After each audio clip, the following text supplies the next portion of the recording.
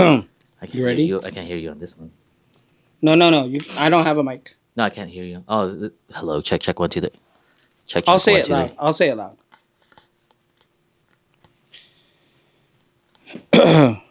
Oh, you don't have a mic on that? I can't hear him. Where? No, you're not gonna hear this is to your camera. Damn. Yeah, okay. Why don't we just start? I'm not gonna have this in the video, but just introduce yourself. Like introduce yourself and then pause so that I can cut it. And then like tell your backstory about who you are and how you got into photography. You know, kind of like, hi, my name is da, da, da, da, da, da. And then pause because I'm gonna cut that, and then say, so I started in photography. I'm a local photographer, or however you want to do it, but just introduce yourself. You can tell like what your background is. That's up to Oh, you. Whatever you I can want to say. share. I can say when I first started Yeah. or what I did But you, originally. so you want to tell a little about like I'm Vietnamese or whatever, Yeah. or Okay. I grew up. I'm a photographer in the Bay Area. My parents immigrated here, and you don't have to tell yours, but kind of Like tell a them you're fast from here. forward Yeah, from yeah, how I became who I am. exactly. And then just say what got you into photography and what you do now. Yeah. Okay. I'm not a banker. What? I'm not a banker. Okay, so what? Hey guys, my name is. What am I looking at? Just Your name is Oh, Creative Fucker. just I'm a look. creative fucker here. Yeah. Just look. Just No, look I'm just straight. gonna look just Yeah. straight. Yeah. Hey guys, Chris here. I go by the name of STEEZC. I'm from the Bay Area here, born and raised in San Jose. My parents were first immigrants, came from Vietnam after the war, and then a few years later, I'm here. So throughout my whole life, when I was young, I felt like I always had to prove something to my mom and dad, or especially my mom, because there was always comparisons going on between me and my cousins and how smart they were and where they were going for college. And I felt like I needed to be somebody. So I know I was street smart, but I wasn't book smart where I was gonna get all these trophies like my cousins. So basically, I had to prove myself to my mom with everything else that is offered in school. When it comes to sports, music, I sang. I was a Boy Scouts. Um, I did my Eagle Scout. Um, I did everything that was just to prove my mom that I could do everything else, but not be as smart as them.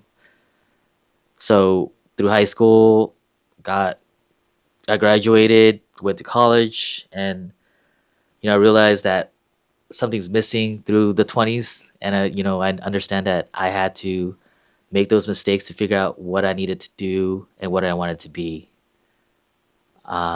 I then hung out with a couple of friends. We all had that phase where we were doing a little street racing and went to the tracks. Thought I wanted to do that, but it got a little expensive. Therefore, I went to.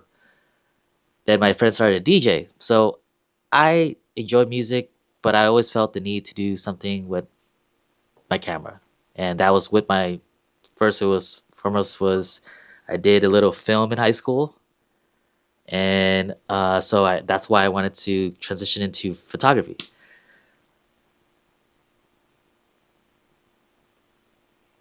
And then my friend who was DJing basically threw house parties, so I picked up a camera and just started doing coverages at house parties, and that's how I started to get into photography. Then one of my other friends who was starting photography for a while, he recruited me into doing nightlife. So I transitioned over to club photography. And that's how it all started, where I realized that I wanted to capture people enjoying the moment, have laughter, just a bunch of drunk people, I guess, being happy. And I met a lot of people that worked from there. It wasn't until maybe 6 years after I stopped doing club photography, went through a big hurdle that I dealt with, and I was able to improve myself after that. Um, that right there, when after my whole improvement, I decided to go back into the club scene to just see what I wanted to do with photography because that's what I was really enjoying. But club photography wasn't paying the bills, and I had to transition to something more better. And I got a lot of suggestions or recommendations on, you know, I thought I wanted just to be something already, but I just had to pick up the camera and just start shooting everything just to see what was that I was interested in. Then pandemic came in. I tried to figure out what was my weakness, and it was product and food photography. So I did everything at home, whatever I could use from my own home. And I had a couple of friends where we challenged each other on random stuff and see who could come up with the most amazing pictures with what we have in front of us. And I from there, a lot of people reached out from my success with product and food photography that I landed a couple of ambassadors, being an ambassador for a couple of brands, as well as some restaurants and bars wanted to use my skill set to use for their marketing. And I just grew from there. So right now it's just all commercial. I figured it out. I did weddings. Weddings was my secondary. I still enjoy it because again, going back to when I first started, I just enjoy people laughing and having a great time. So I feel like being at the wedding was one of those. But my heart was towards street, lifestyle, commercial.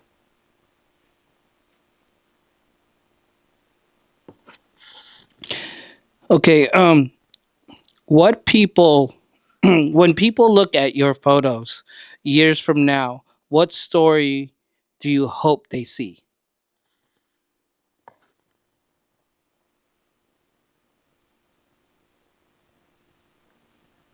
Ooh, that's a good one too. um, my photos pretty much is just capturing the moment. Sometimes you miss it, and I most of the time when I do my street stuff, I don't always have anything planned.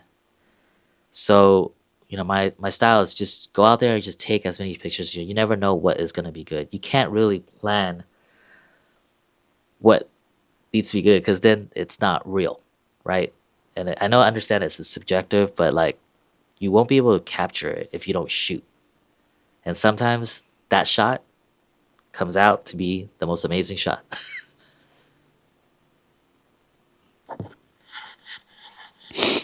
Do you think a single image can define a photographer's legacy? If so, which one of yours might come close? This question could be multiple things. I don't necessarily have one single photo that could define a photographer's legacy, but I can say that what you shoot could be if it's consistent, it could be who you are. And I think that finding yourself by taking multiple images, once you find out who you are, you're just going to continue being consistent about that. And I think that's very important because you don't want to be I'm sure you could be well rounded for a lot of things, but what you're good at, you want to focus on that, or else you're just going to spread yourself thin. So, photography freezes time, but what moments are you trying hardest not to let fade?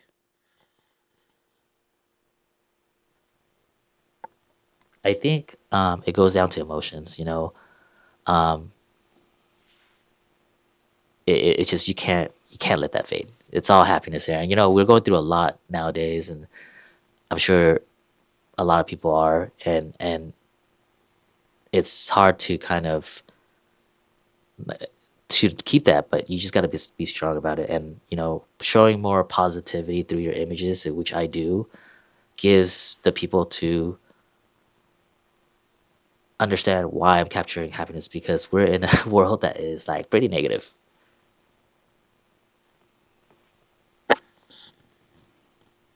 How has your perspective on legacy changed as your career evolved from beginner to pro? I think I have to ask that. You want more Clarify that clarifying? question. Yeah. So how has like how you think you want to leave your mark, or what you want to live in the industry, or what you want to leave with your clients, how has it differed? Because when you were doing it as a beginner, maybe you're like, "Oh, I just want to do photos and make money." Now it's all more about, I want to help people have these memories and capture it in a way that is happening in front of you, right? Like, Yeah. I think when I first started, I just want to be popular and Yeah. make Yeah. money. Yeah. Now it's different. Now I don't care. Now I just want to, whatever you want me to do, I want to be the best. Like, I want to provide the best kind of service or whatever. Oh yeah, of course. Okay. So, So I, you're right. I first started. I wanted to build. I built it the wrong way, where I was looking for clout. I was trying to get that, um, like words of affirmation from those people. Like, oh yeah, your photos are hella dope. But really, I had to think about that time where it's for me. Like, what do I want to create for myself? Right.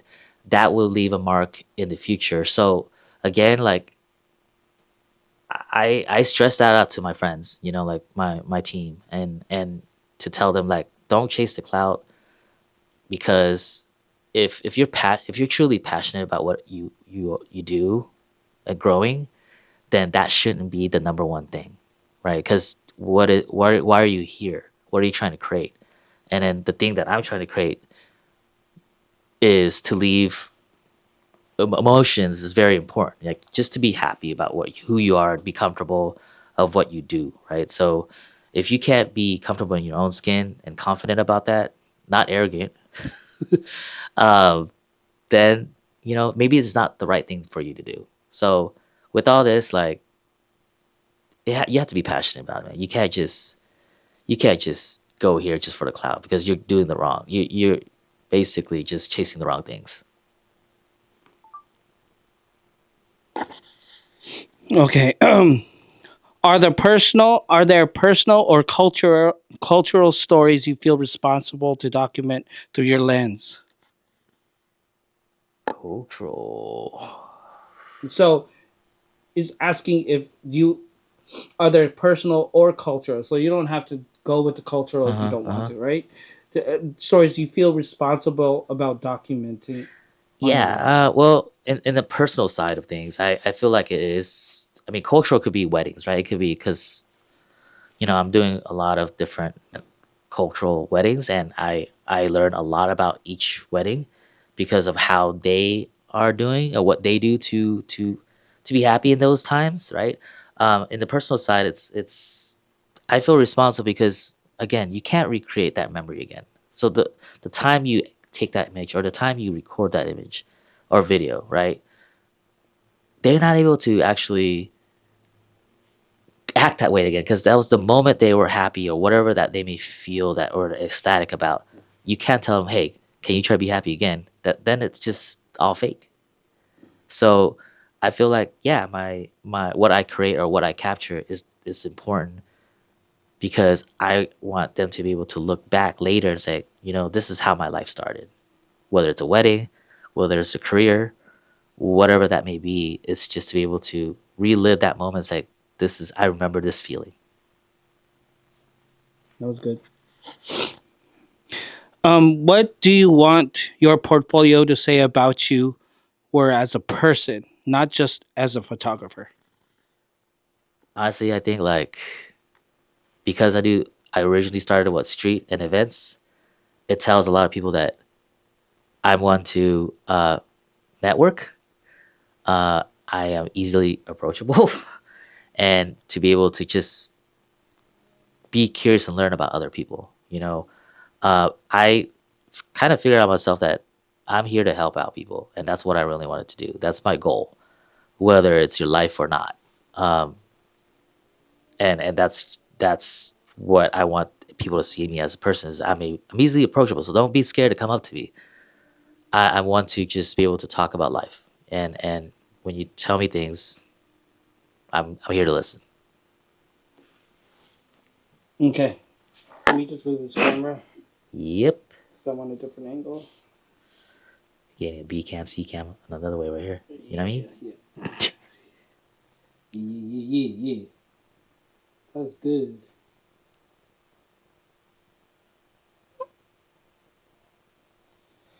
Okay.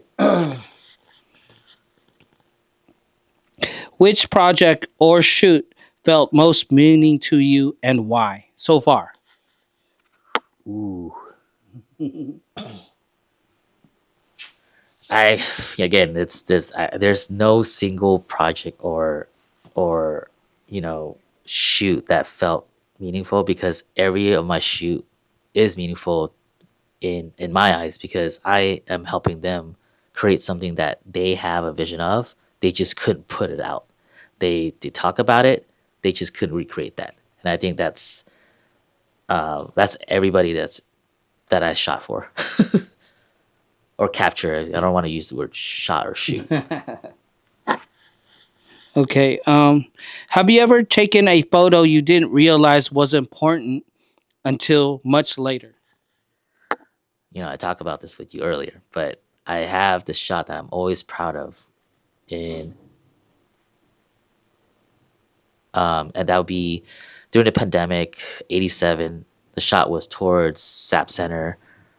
Something that I didn't realize that, like, I couldn't just get out the car on the freeway to take a picture of that, but I wanted to take it because of the sunset. So, therefore, when I stuck my head out on my sunroof, I didn't realize what I was capturing until I got home. I think I need to pause. Yeah, sweet. Gotta get some. Damn it, that was good too. No, just keep everything rolling. We'll just wait till someone's taking out trash. We'll just wait. It's fine. Damn, that was a good one too. Well, I think we say it. Yeah, I'm just like I always like to keep everything like Nah, I mean.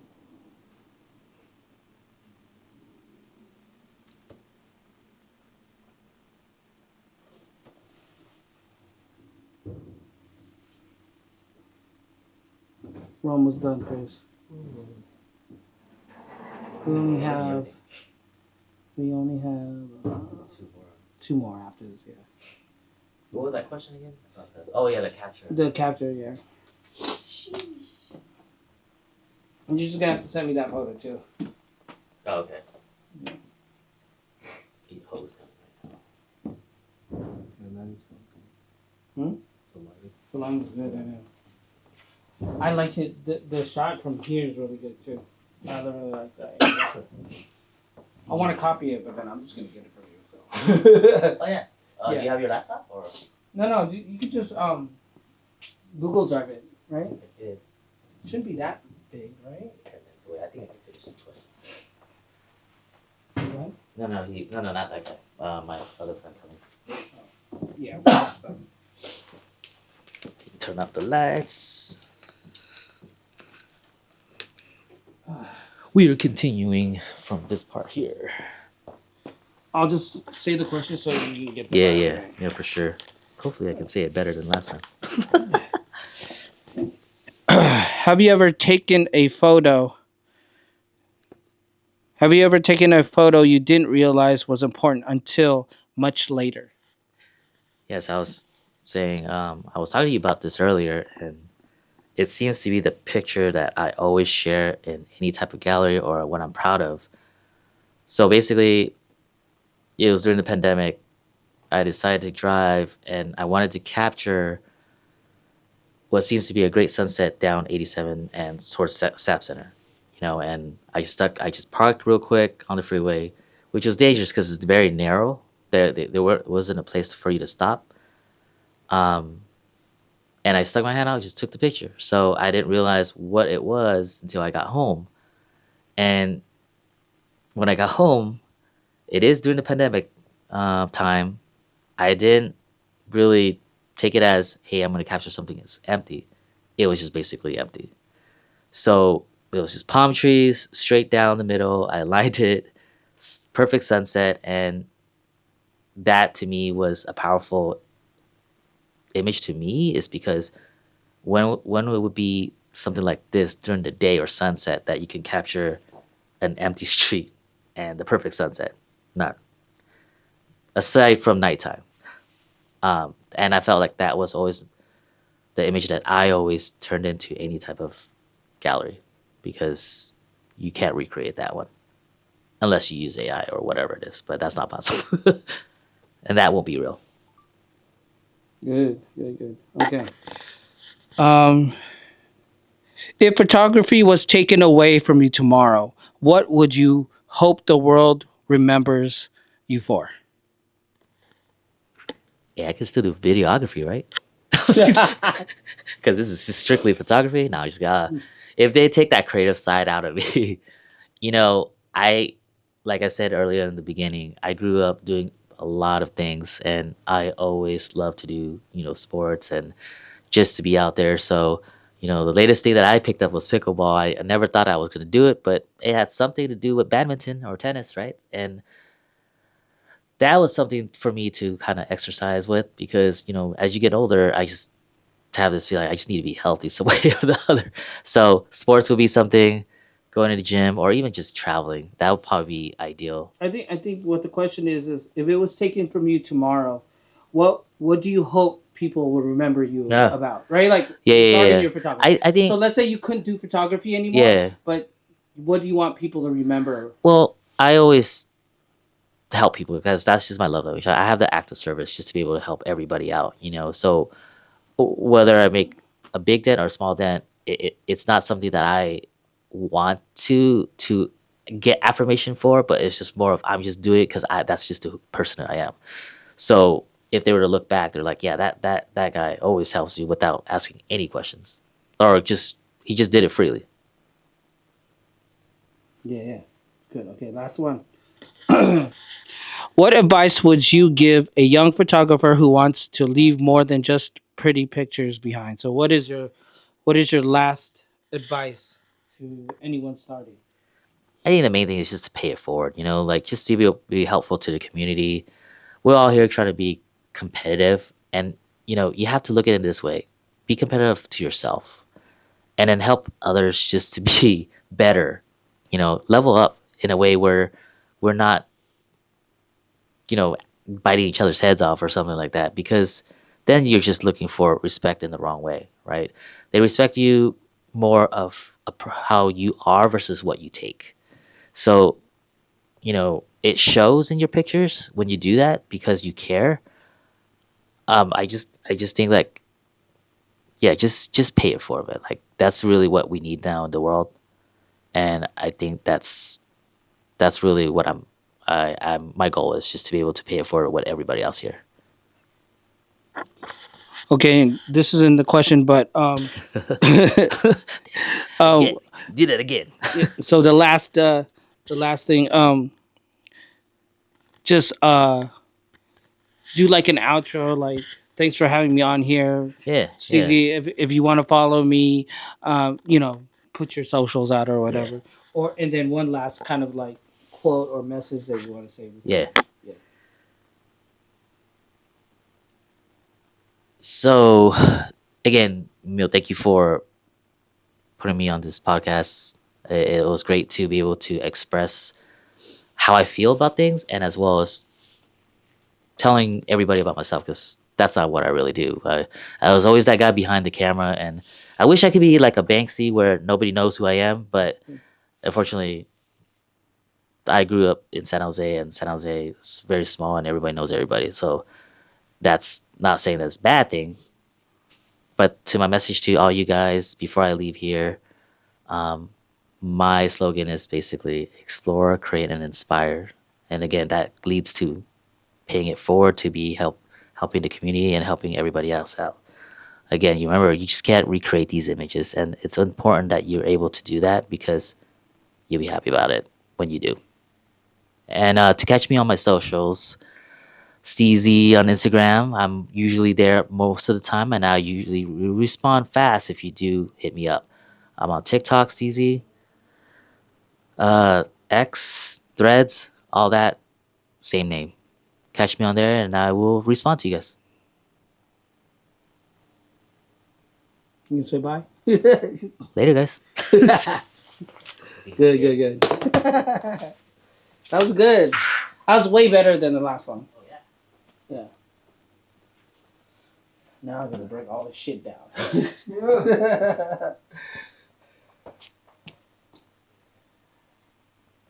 That's good. You're gonna be next, Chris. The fuck? Not now, not today, but okay. yeah. I was like, I was not prepared. So what is this podcast called?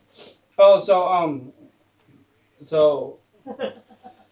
doing it's called Rootless Legacy. So I'm just gonna be talking about legacies and pretty much redoing my old podcast and just hoping I do better than that. You